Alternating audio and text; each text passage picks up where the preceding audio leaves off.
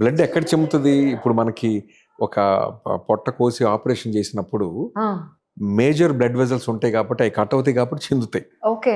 నోట్లో ఉండే చిన్న మైనర్ వెజల్స్ క్యాపిలరీసే కదా. రైట్. సో జస్ట్ ఎప్పుడైతే మనం బ్లేడ్ పెడతామో ఆ చిన్న బ్లీడింగ్ ఉంటుంది. మనం ఆ కాటన్ తో డ్రై చేసే కొద్దీ బ్లీడింగ్ అయిపోతుంది. ఓకే. కాసేపు దాయి బజ్జీ రక్తం చెందటం అనేది ఉండదు. రైట్.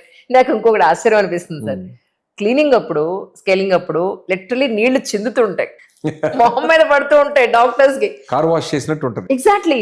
సో ఎలా దాన్ని బేర్ చేస్తారంటే అలవాటు ఓవర్ ద పీరియడ్ అలవాటు చేసుకుంటారా? నో ఇవి ఇలాగే పడతాయి అని.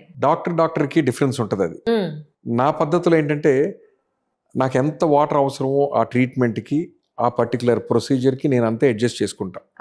సో ఇప్పుడు మీరు చెప్పిన కంప్లైంట్ ఎవరి దగ్గర నుంచి రాకూడదు అనేది నాకు చాలా ఏళ్ళకి తెలుసు. మొత్తం చొక్కాలు తడిసిపోతాయి, అన్ని అవును, ఇక్కడ ఇవన్నీ తడిసిపోతూ ఉంటాయి.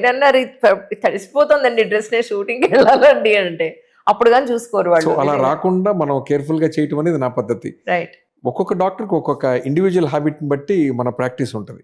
కరెక్ట్. సో నేను పెయిన్లెస్ ట్రీట్మెంట్స్ చేయడానికి ఒక ఇంపార్టెంట్ రీజన్, నాకు పెయిన్ అంటే చాలా భయం. I'm very much pain sensitive. And ఇంకొక హిస్టరీ ఏంటంటే మా మదర్ ప్రెగ్నెంట్గా ఉన్నప్పుడు, నేను కడుపులో ఉన్నప్పుడు she had a wisdom tooth problem విజయవాడలో. అప్పుడు ఒకే ఒక డెంటిస్ట్ ఉన్నారు అక్కడ.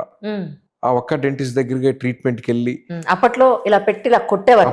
అప్పట్లో ఆ సుత్తి పెట్టి కొట్టి దానివల్ల ఆమెకి తలనొప్పి వచ్చి ఆ పన్ను సగం ఇరిగిపోయి తర్వాత అది తీయటం కుదరక, అప్పట్లో ఉన్న టెక్నాలజీకి అంతకంటే కుదరలా. అలా చిన్నప్పుడు నేను పెరిగే కొద్దీ నాకు ఈ స్టోరీ మా అమ్మమ్మ, తాతగారు, మా అమ్మాయిలు, మా పేరెంట్స్ చెప్తానే ఉండేవారు. ఇలా అప్పుడు అయింది, ఇంటికి వచ్చి పడుకున్న తర్వాత దిండంతా తడిచిపోయింది రక్తంతో, ఇలా చెప్తా నా మైండ్ లో చాలా పడింది అది. సో నన్ను మెడికల్ డాక్టర్ అవ్వమన్నా కూడా ఎందుకో డెంటిస్ట్ అవ్వాలని అదొక రీజన్. సో అట్లా నేను థర్డ్ ఇయర్ బీడిఎస్ నుంచి విజ్డమ్ టూత్ మీద చదువుతూ ఉండేవాడిని. మా సబ్జెక్ట్ రావాలంటే అది ఇంకా చేయటం ఫైనల్ ఇయర్ తర్వాత వస్తుంది. సెకండ్ ఇయర్ థర్డ్ ఇయర్ నుంచి ఈ విజ్డమ్ టూత్ గోలేంటని చదువుతూ ఉండేవాడిని.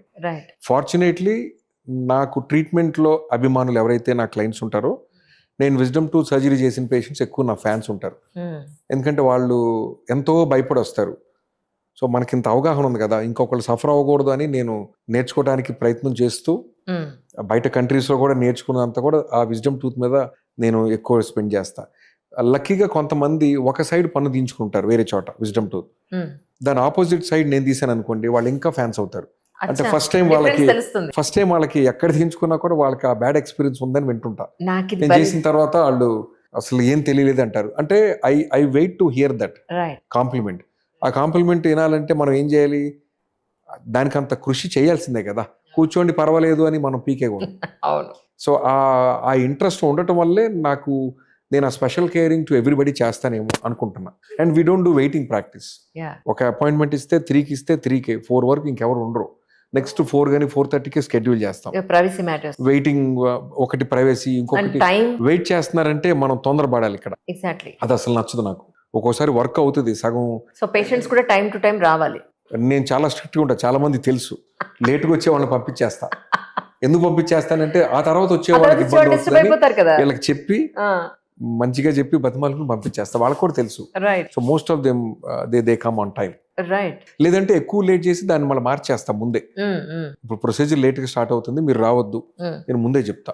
ఎస్పెషల్లీ దంతాలు తీసేటప్పుడు బోన్ కి మీరు అనెస్థీషియా ఇస్తారు, ఎలా తీస్తారు సార్? నేను పట్టకారు పట్టిన ఒకసారి ఇలాగా అని కాలు పైన పెట్టి ఏదో సినిమాలో చూపించినట్టు అలా లాగుతారా? ఎంత ప్రెషర్ పెట్టాల్సి ఉంటుంది? మీ స్టైల్ ఏంటి అంటే ఏం చెప్తారు? More than the pressure, it's all technique. బలము లేకపోతే కాలు ఇటు పెట్టి లాగటం అనేది ఇన్ ప్రాక్టికాలిటీ ఉండదు. It's all your technique. అంటే నిజంగా కాలు పెట్టి లాగితే పన్ను రావటం కాదు కదా, దవడ ఇరుగుద్ది. అయిపోయి నాకు ఎవరో చెప్పారు, అమ్మా నా పన్ను లాగాలంటే కాలు మీద ఇలా బెంచ్ మీద కాలు పెడితే కన్నా పన్ను రాలేదు తెలుసా డాక్టర్. సందర్భాలు ఉన్నాయా? అంటే యాంగులేషన్ ఎక్కడో కుదరకో. అంటే నాకు ఇండియన్ పేషెంట్స్ ఎక్కువ అనిపించలా. బయట కంట్రీస్ లో, యూరోపియన్ కంట్రీస్ వాళ్ళకి కానీ వెస్టర్న్ కంట్రీస్ వాళ్ళలో చూసినప్పుడు పన్ను చాలా పెద్ద సైజ్ టూత్ వాడితే బిగ్ బిల్ట్ కదా. బిగ్ బిల్ట్ అయినప్పుడు మనం ఇంత పన్ను తీసేదానికి ఇంత పెద్ద పన్ను తీసేదానికి డిఫరెన్స్ ఉంటుంది. Whether it is energy, pressure. అందుకే కొంచెం జిమ్కి వెళ్ళాలి అనుకుంటుంటాం అప్పుడప్పుడు. అలాంటి కేసులు వచ్చినప్పుడు. But it's all technique. Okay ఆ బోన్ లో నుంచి మనం ఈజీగా పన్నుని ఎలా తీయాలి అనేది టెక్నిక్ తప్ప ఇంకేది లేదు.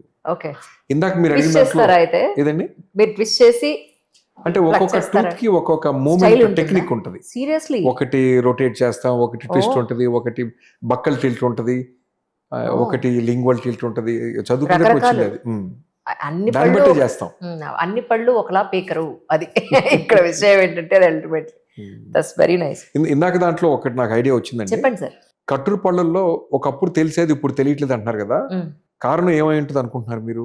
టెక్నాలజీ ఎవాల్వ్ అయింది చాలా అనుకుంటున్నాను నేను. అదొక ఎత్తు. Ah. టెక్నాలజీతో పాటు ఇప్పుడు జనాలకి they are more concerned on aesthetics. Mm. ఇప్పుడు మనం ఇంతకుముందు కట్టుడు పళ్ళలాగా ఆర్టిఫిషియల్ లాగా తెలిస్తే Mm. అప్పుడు వాళ్ళు యాక్సెప్ట్ చేసేవారు, ఇప్పుడు ఎవరు యాక్సెప్ట్ చేయట్లేదు. చేయట్లేదు because people are demanding correct. To have more natural teeth. అవును ఎంత న్యాచురల్ గా ఇవ్వగలరో అదే ఛాలెంజింగ్ డాక్టర్కి. అబ్సల్యూట్లీ. మనకు కావాల్సిన కలర్ పెట్టి మనకు కావాల్సిన సైజ్ ఇలా పెట్టేస్తే తెలిసిపోతుంది. అవును. సో నేను ఎవరికైనా పెట్టినప్పుడు మనకి ల్యాబ్ నుంచి తయారై వస్తుంది. Mm. ఒక్కోసారి నాకు నచ్చదు అది. Mm. వాళ్ళు పెట్టంగానే వాళ్ళది అసలు ఫస్ట్ ఐడియా చూద్దాం అనుకుని ఇవ్వగానే చాలా బాగుంది అంటారు, నాకు నచ్చలేదని చెప్తా. Mm. అయినా పర్వాలేదు బాగుంది అంటారు. రేపు ఇంకో డెంటిస్ట్ చూస్తే తెలిసిపోతుంది, సో నా పేరు చెడిపోతుంది. అబ్సల్యూట్లీ. ఎందుకు మార్చాలనుకుంటున్నానని వాళ్ళకి నేను కొంచెం ఎనాటమీ ఎక్స్ప్లెయిన్ చేస్తే అప్పుడు అర్థం చేసుకుని మార్చండి అంటారు. సో ఇంకో రోజు పోతుంది, మళ్ళీ మనం పర్మనెంట్ గా ఉండే పన్ను కాబట్టి. Correct correct. So if I don't like the way final outcome I don't fix. వేరే వాళ్ళు మన కమెంట్ చేయకూడదు కదా. కానీ గమ్స్ లోంచి బ్లీడింగ్ అవుతోంది అని అంటే అర్థం ఏమిటి? వెంటనే వెళ్ళాల్సిన అవసరం ఉందా డాక్టర్ దగ్గరికి? తప్పకుండా. అవునా? Most of the times plaque and tartar వెంటనే స్కేలింగ్ చేయించుకుంటే తగ్గిపోతుంది. రైట్. అరుదుగా వైటమిన్ సి డెఫిషియన్సీ ఉంటుంది, gums will not be very healthy. అదొకటి రీజన్ అడ్రస్ చేసుకోవాలి.